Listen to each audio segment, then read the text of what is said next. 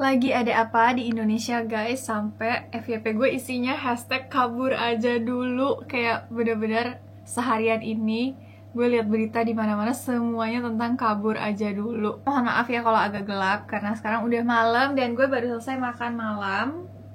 Tadi gue makan malam sambil nonton berita tentang hashtag kabur aja dulu juga yang disiarin di TV Indonesia gitu kayaknya. BTW selamat datang untuk teman-teman yang baru pertama kali ke channel ini. Nama gue Diana Natania. Gue udah 11 tahun jalan 11 tahun tinggal di Jepang. Dan gue adalah salah satu dari sedikit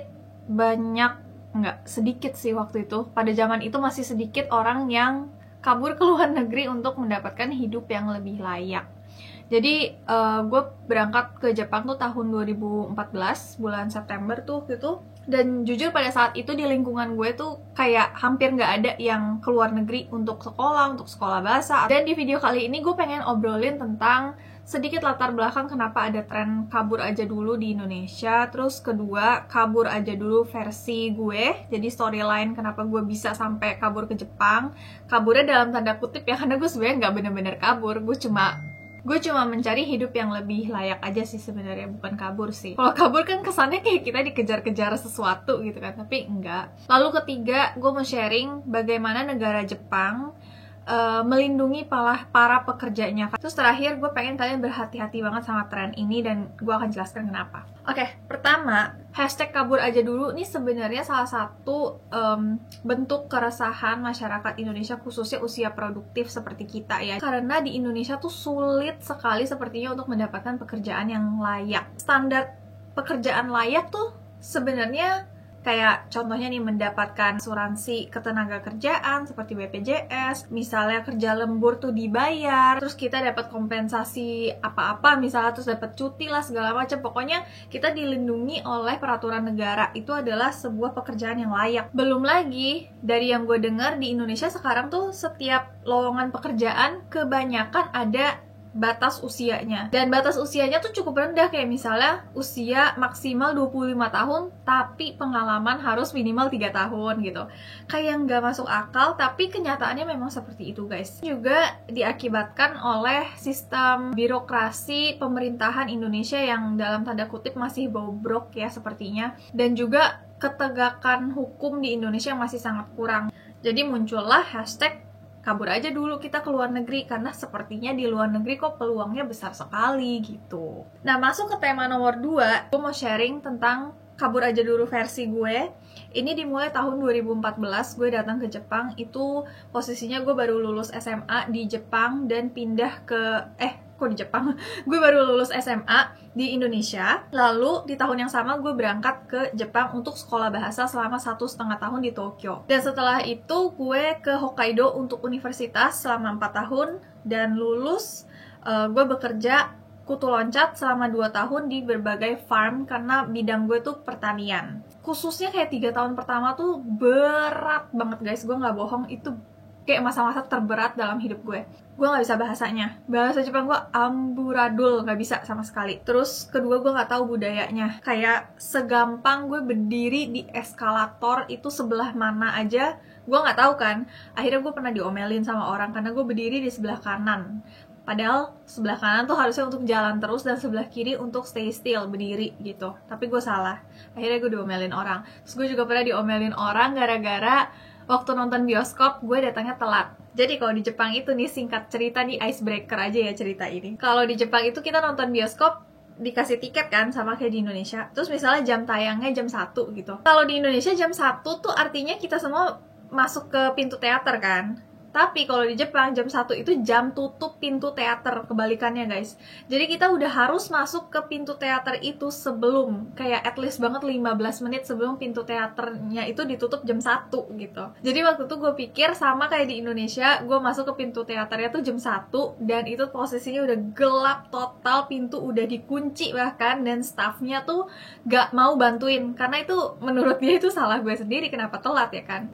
Beda seperti di Indonesia yang kalau keadaannya sudah gelap itu ada staff yang bantuin untuk menyinari jalan supaya kita nggak kesandung atau kita lebih gampang mencari nomor bangku gitu ya. Di sini nggak ada yang bantuin. Waktu itu gue gelap-gelapan, permisi ke banyak orang sampai gue kayak diomelin sekitar 3 orang. Itu gue nggak enak banget. Tapi ya mau gimana lagi ya kan, namanya juga perbedaan budaya. Dari situ gue belajar ya kan. Tapi itu masalah-masalah kecil lah yang masih bisa mudah dipelajari dan mudah didapatkan solusinya. Asalkan kita mau mengerti, kita gak akan ulangi lagi kan. Tapi sekarang coba kita obrolin hal yang lebih deep lagi, masalah yang lebih deep.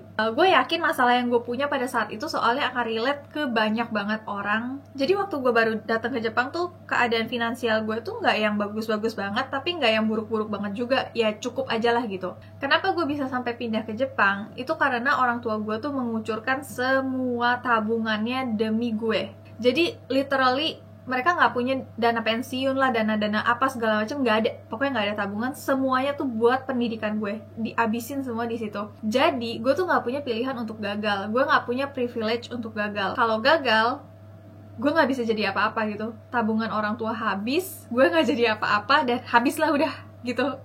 Dan dengan beban ini gue datang ke Jepang dengan harapan gue bisa mendapatkan kehidupan yang lebih layak, dan hopefully setelah gue lulus kuliah gue bisa bekerja dan mengirim uang ke orang tua gue dan kita bisa hidup lebih sejahtera gitu kan. Dan ternyata itu terwujud guys.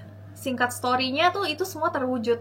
Jadi dari sejak gue datang ke Jepang, 3 bulan pertama tuh nggak boleh kerja dulu. Waktu itu memang rulesnya seperti itu. Dan di bulan keempat gue langsung dapet arubaito. Arubaito tuh part-timer. Terus itu gajinya udah gue kerja sebulan itu bisa dapat gaji sekitar 8 juta, 8-9 juta. Di situ gue udah bisa memenuhi biaya wajib gue seperti biaya asrama, biaya data seluler, bla bla bla yang kayak gitu-gitu. Terus setelah itu gue ke kampus, gue dapat beasiswa. FYI, beasiswa di Jepang untuk orang asing itu banyak sekali. Gue juga dapat keringanan biaya kuliah. FYI lagi untuk teman-teman yang belum tahu, kuliah di negeri, universitas negeri di Jepang tuh kalian bisa minta keringanan. Kalian tinggal ke office-nya aja, terus bilang minta keringanan tuition fee. Itu nanti akan dikasih berkas-berkas apa segala macem. Kalau kalian lolos, kalian bisa mendapatkan keringanan tuition fee mulai dari 20% sampai 100%. Dan kebetulan dulu gue 4 tahun kuliah di Jepang, 4 tahun full itu gue tuitionnya free 100%, jadi gue gak bayar apapun sama sekali. Terus gue juga dapat beasiswa living cost, jadi gue tiap bulan dapat uang 100.000 yen atau 10 juta rupiah pada saat itu. Jadi hidup gue sudah sangat cukup, gue bisa fokus belajar, dan plus gue bisa part time juga. Jadi pemasukan gue tuh pada saat itu lumayan banget guys. Dari sejak gue kuliah pun, gue udah bisa kirim uang ke orang tua. Nah, di zaman gue kuliah itu, karena kebetulan bahasa Jepang gue udah semakin membaik, gue bisa mendapatkan pekerjaan yang lebih baik lagi guys. Dalam 1 bulan, gue bisa beli mobil bekas. Waktu itu harga mobilnya kalau nggak salah 28 juta. Gue bisa beli langsung dalam 1 bulan pekerjaan. Dan itu gue posisinya bukan pekerjaan formal ya, gue masih part-time gitu. Tapi gue udah bisa beli mobil bekas.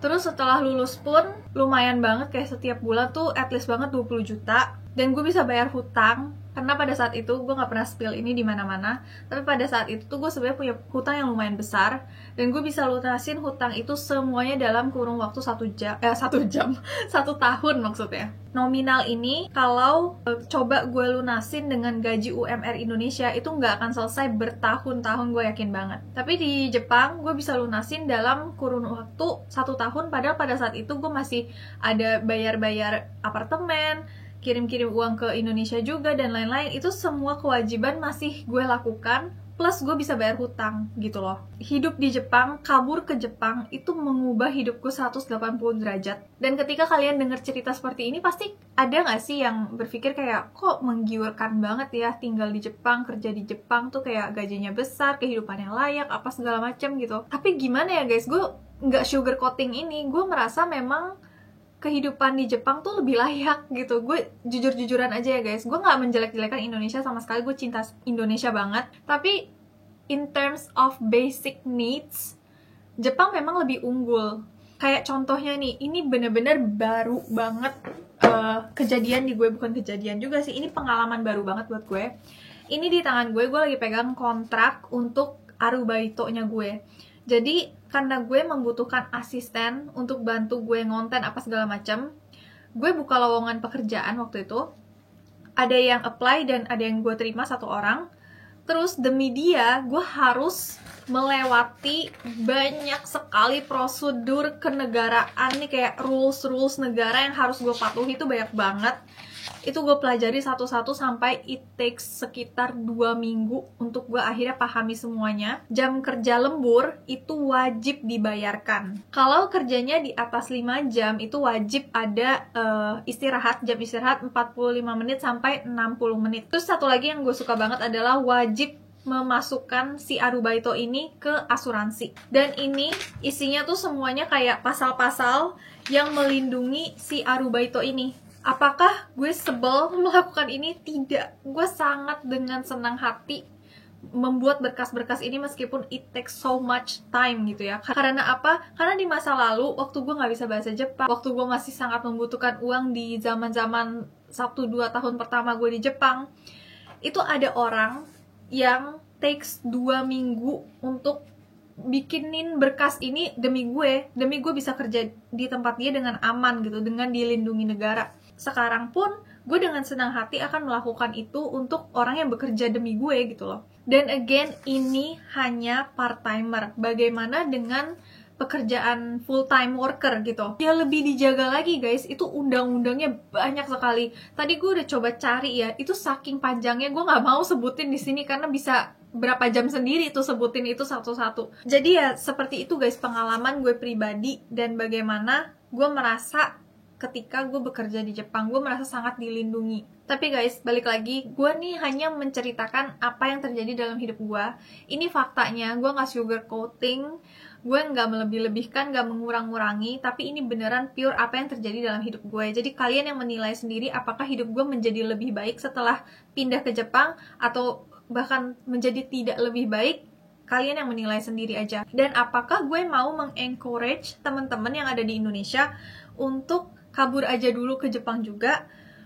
Sebenarnya 50-50. Ini akan kembali lagi ke kalian semua menurut gue. Karena memang tidak bisa dipungkiri banyak banget diaspora Indonesia yang bikin-bikin konten kalau kerja di luar negeri, hidup di luar negeri itu kayak jauh lebih enak daripada di Indonesia, dan mungkin gue salah satunya orang tersebut gitu ya. Tapi ada juga guys di balik itu orang-orang Indonesia yang keluar negeri dan akhirnya hidupnya tidak seberuntung itu gitu. In real life, gue pun tahu ada beberapa orang yang gue kenal sendiri gak kuat dengan kehidupan di Jepang dan akhirnya memilih untuk pulang ke Indonesia. Dan apakah dia di Indonesia jadi dalam tanda kutip miskin gitu? Tidak juga. Bahkan ada orang yang pulang ke Indonesia terus akhirnya lebih sukses di Indonesia daripada di Jepang gitu. Kita tuh gak bisa tahu kehidupan mana yang lebih baik kalau kita tuh nggak coba guys. Kehidupan di luar negeri itu memang tidak mudah. Yang paling pertama pastinya akan merasa sangat kesepian karena beda banget budaya di Indonesia yang suka ngumpul, ramah sama satu sama lain,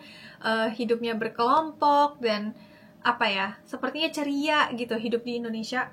Tapi ketika kalian ke luar negeri, terutama ke negara maju seperti misalnya Jepang, Jerman, atau Inggris, atau ke negara-negara lain ya, itu kebanyakan kehidupannya sangat individualis. Dan ketika kalian sakit pun kalian harus urusin diri kalian sendiri, nggak ada yang bisa diandalkan, nggak akan ada yang jengukin gitu. Terus belum lagi adaptasi dengan work culture di berbagai negara yang berbeda-beda dan lain-lain gitu. Struggle-nya tuh real banget guys, real banget. Apalagi di 3 tahun pertama tuh sangat besar sekali bebannya. Jadi again, kabur aja dulu tuh nggak untuk semua orang. Tidak untuk semua orang. Tapi satu hal yang pasti adalah kita tuh nggak akan pernah tahu hasilnya kalau kita nggak coba.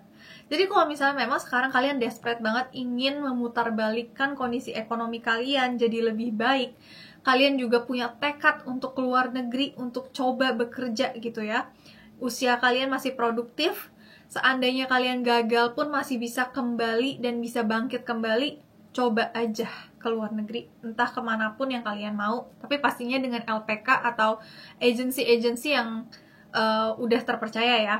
Menurut gue lebih baik kita menyesal karena telah mencoba dan gagal daripada kita menyesal karena tidak mencoba sama sekali. Dan balik lagi ke soal struggle tadi, menurut gue hidup di Indonesia maupun hidup di luar negeri tuh akan sama aja struggle juga, cuma beda tipe aja struggle-nya. Jadi terserah kalian mau struggle di negara sendiri kah atau mau struggle di negara orang kah, itu bebas, itu keputusan kalian. Jadi ya, seperti itu sih guys opini gue. Kalau misalnya kalian juga punya opini terhadap hashtag kabur aja dulu, boleh share di kolom komen. Dan sekian video kali ini, sampai jumpa di video berikutnya. Bye!